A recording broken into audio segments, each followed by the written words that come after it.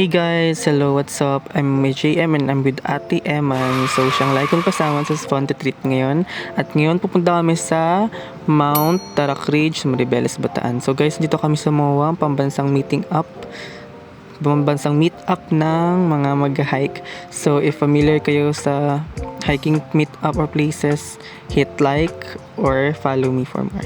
So guys, andito na yung service namin at pupunta na kami ngayon sa van at doon na nga kami magpapahinga guys dahil super pagod ang mga personification. At ayun na nga guys, nakarating na kami sa Tarak Ridge jump off registration para mag-register at pumirma sa mga kasunduan at naghihintay na rin kami ng iba naming kasama para sa aming magiging tour guide at sa magbe-briefing. So guys, dito pakinggan nyo ang sasabihin ni ate kung ano ang kanyang i-briefing sa amin. Pakinggan nyo guys. Ni Tarak.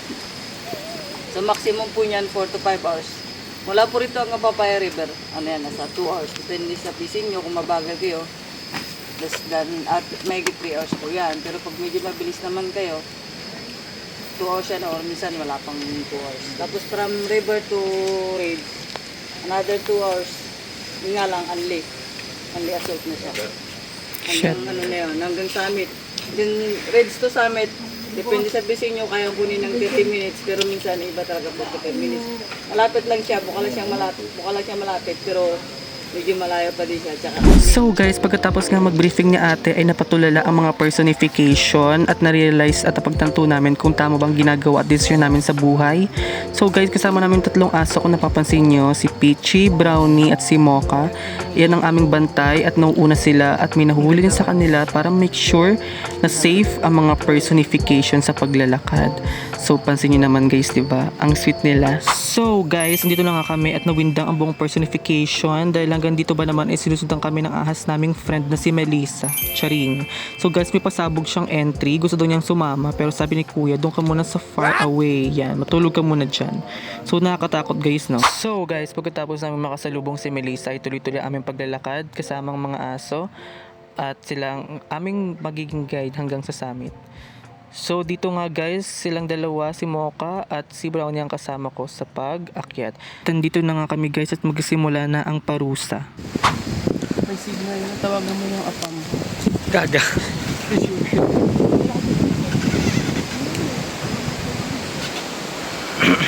So guys, pagkatapos na magpahinga ay tuloy-tuloy kami sa paglalakad para marating namin ang summit ng maaga. So guys, bihira lang ang signal talaga sa taas ng bundok. So, ang hirap makakonect at makapag-update. Dito, sobrang dilim ng daanan guys at wala kayong makikita at maririnig kundi mga huni ng puno at ibon. So guys, sa aming paglalakad na-realize namin ay medyo nagkakaroon na nga ng ilaw at nag-uumaga na nga dito. So, hindi na kami gumamit ng flashlight at nagsimula na kaming maglakad.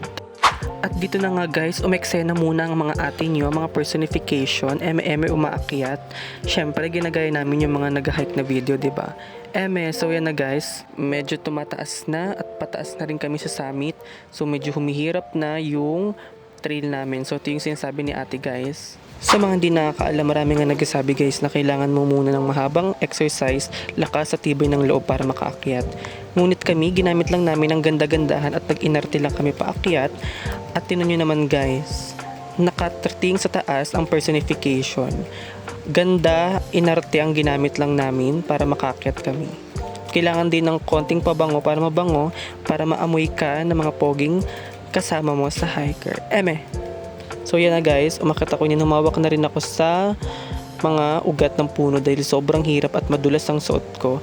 Nga pala guys, wala akong sapatos dahil nasira siya along the trail, so may baon akong Crocs. Yun na yung ginamit ko. So medyo madumi nga yung Crocs at maalikabok dahil maraming mga buhangin at lupa sa loob. So guys, hindi ko nire-recommend na magsuot kayo ng Crocs kundi bumili kayo ng hiking shoes or hiking sandals. So dito nga guys, tuloy ang pag-akyat at medyo napatigil nga ako dahil ramdam kong malakas ng aking regla at medyo tumatagos na. So yun na nga guys, umakyat na ako at tuloy-tuloy ako sa pag-akyat dahil gusto kong makarating ng summit ng mas maaga. Medyo malamig na rin yung hangin at ramdam ko na rin na medyo pataas at pataas na ang daanan dito. So guys, gumagapang na ako dito kung napapansin nyo dahil nahihirapan na rin ako at tumitigil na rin ako dahil medyo napapagod at hinihingal na ako. So ayun na nga guys, naglalaro na naman ng ganda-gandahan ng ate kong haliparot at siya naman ang sunod na umakyat. Umakyat siya ng puno at na-realize niyang siya pala ang dating member ng Lion King.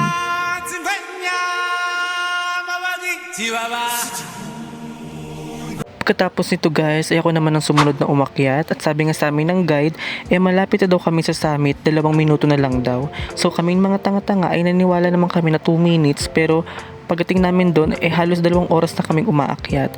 So guys, pagod na ang aking paa at hindi na umuubra ang aming ganda-gandahan card. So dito guys, na-realize ko na nakarating na ang personification sa tuktok ng bundok. Ayan guys, kita ko na agad yung malalaking bundok, puno at mga ulap guys. So narating ng personification ng summit. So napakaganda guys, talaga makakalimutan mo ang problema at utang mo.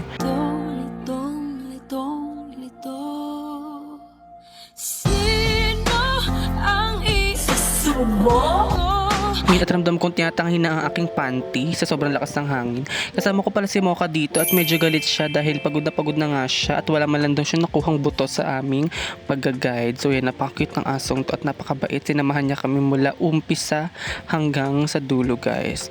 So ayan, si Mocha, ang isang napakabait na aso. So dito nga pala guys, tinanong kami ng tour guide kung tutuktok po ba kami sa pinaka-peaks ng Tarak Ridge, pero na-release namin sobrang lakas ng hangin. Baka tangayin kami at gumawa kami mga bakalang papel na tinatangay papunta sa baba. Kitang-kita ang view ng Bataan dito guys, ang ganda. So guys, napakaganda ng view dito guys. So this is Mount Tarak Ridge, isa siyang major hike. So if you are planning to have your first major hike here, go sa Bataan dahil napakaganda niya. Thank you guys, bye-bye!